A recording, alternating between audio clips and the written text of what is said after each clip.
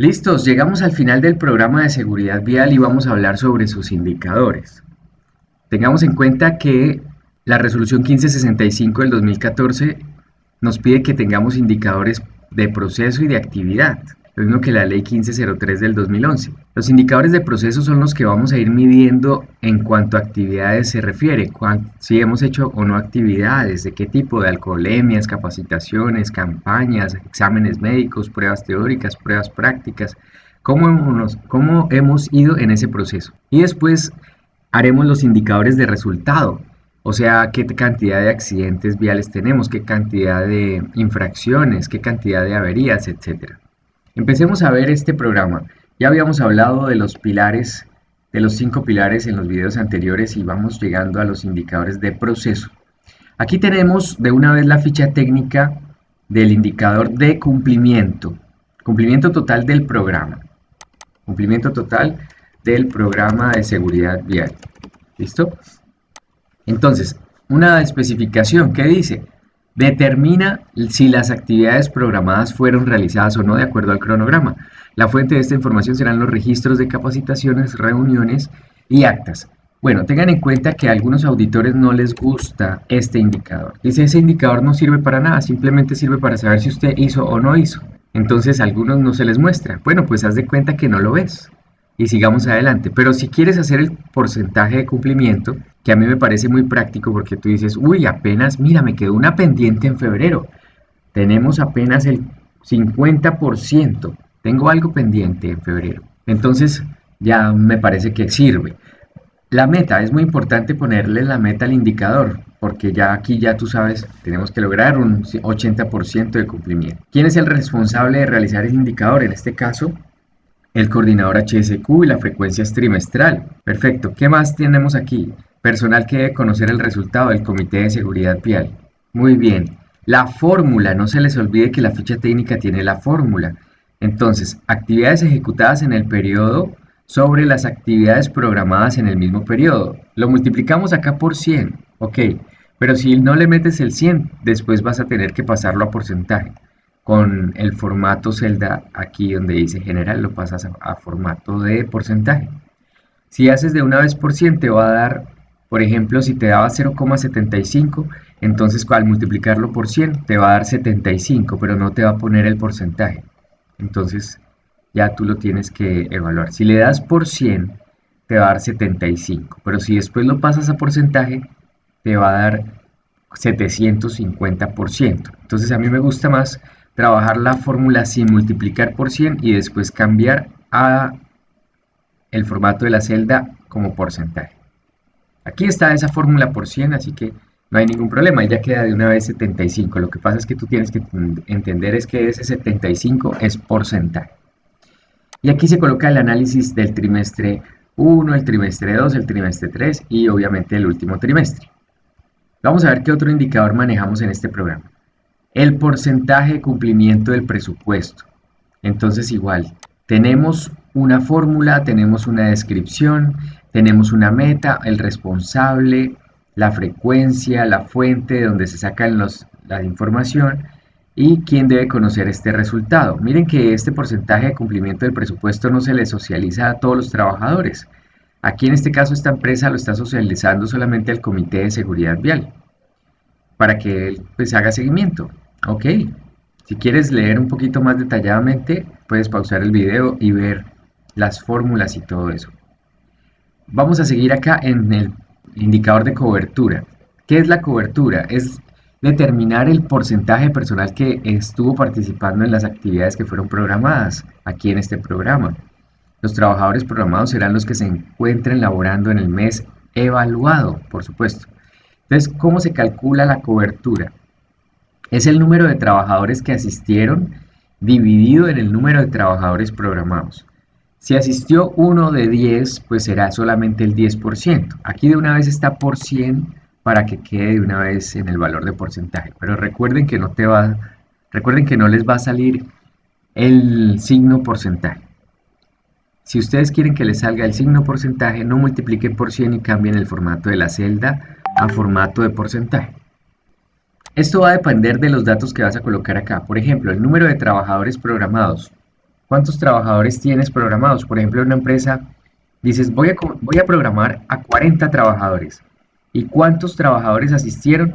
Si asistieron los 40, pues el porcentaje de cobertura es el 100%. Pero si asistieron, por ejemplo, 10 nomás, el 25%. ¿Sí? De eso se trata la cobertura. ¿Y cómo se calcula? Ahí está la fórmula. Aquí está. La meta, 90%. Si logramos solo el 25%, no la cumplimos y tendríamos que hacer una acción correctiva para evitar que se nos vuelva a dañar el indicador. Otro indicador importante, la sumatoria de las pruebas de alcoholemia. Bueno, vamos a ver qué dice esto. Es la sumatoria de todas las pruebas de alcohol realizadas al personal. Sencillo, o sea, ¿cuántas alcoholemias realizaste? Por ejemplo, en enero realizaste 124 alcoholemias. ¿Cuántas de ellas fueron positivas? Ninguna, perfecto. ¿Qué pasa si en febrero salió una positiva de 127 alcoholemias? Pues entonces ahí tienes que analizar qué fue lo que pasó, ¿verdad? Importante.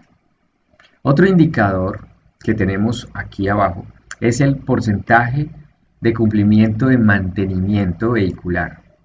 Cumplimiento del programa de mantenimiento vehicular. Recuerden que el cumplimiento simplemente es las actividades que se realizaron divididas entre la cantidad de programadas. Bien, nuestra meta para todos los meses, 80%. Aquí no tenemos fórmula porque traemos el valor desde el programa de mantenimiento.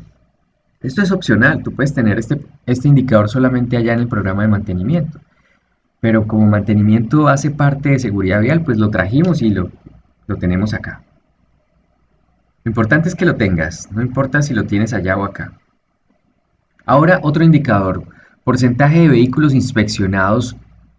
Aquí, inspeccionados, vehículos inspeccionados. Entonces, ¿cuántos vehículos tenemos? 24 vehículos, ok. ¿Cuántos vehículos tienen inspección vigente? 21. Vamos a ver. Listo, entonces tenemos los vehículos al 88% inspeccionados, o sea que vamos mal. ¿Cuál es la meta de este indicador? Vamos a ver si aparece por acá. Aquí está, mira, aquí ya la cambiaron en el formato. Frecuencia mensual y la meta es 100% y solamente logramos el 88%. Digamos que en febrero entonces seguimos con los mismos 24 vehículos, pero ya inspeccionamos los 3 que nos hizo falta el mes anterior y tenemos los demás, pero entonces ya quedaron los 24. Perfecto, cumplimos el 100%.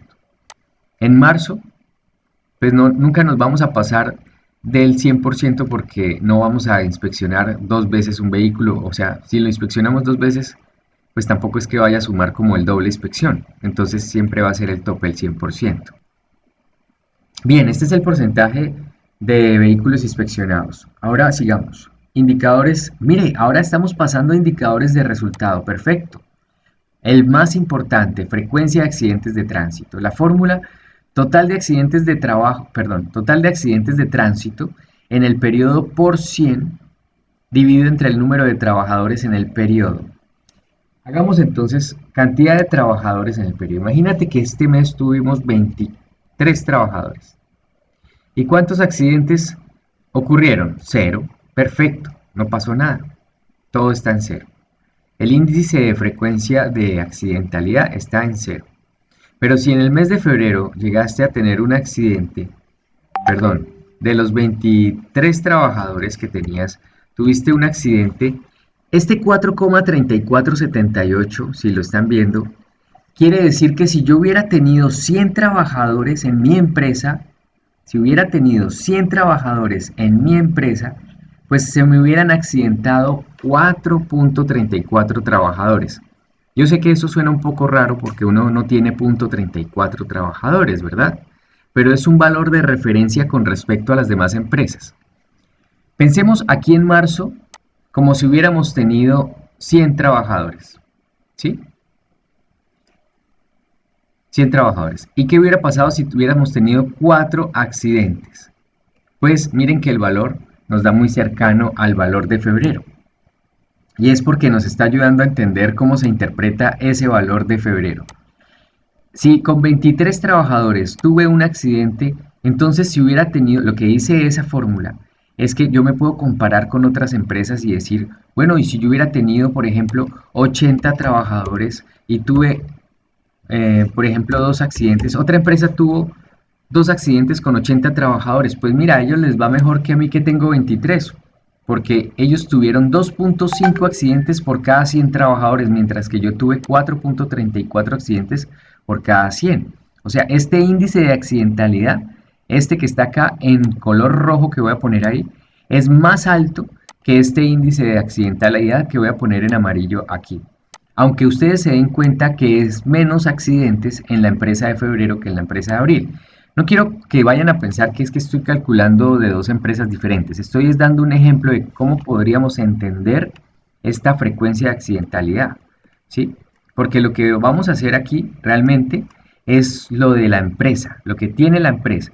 Si la empresa tiene 23 trabajadores y en marzo tuvo otros 23 y en abril subió a 24, eso sí es el indicador que debemos llevar. Solamente estaba mostrando en lo anterior qué pasaría con empresas más grandes que también tienen accidentalidad. O sea, esta fórmula estandariza. Esta fórmula está estandarizada en la resolución 0312 del 2019. Y lo aplicamos a la parte vial. Ese es de sistemas de gestión, pero aplica. Lo podemos utilizar. Si en marzo no ocurrieron accidentes y en abril tampoco ocurrieron accidentes, perfecto. Nuestro índice de frecuencia se mantendrá en cero. Muy bien, ese es otro indicador fundamental para el pilar, para todos los pilares, para el plan estratégico de seguridad vial. Ahora sigamos con la severidad. La severidad de los accidentes de tránsito también está definida esta fórmula en la resolución 0312, pero acá la vamos a aplicar en el tema vial. O sea, vamos a hablar días de incapacidad más días cargados por 100. Tengan en cuenta que los días de incapacidad son los que genera la EPS, la entrega y dice, usted tiene 3 días de incapacidad, tiene 4, tiene 10, por ejemplo.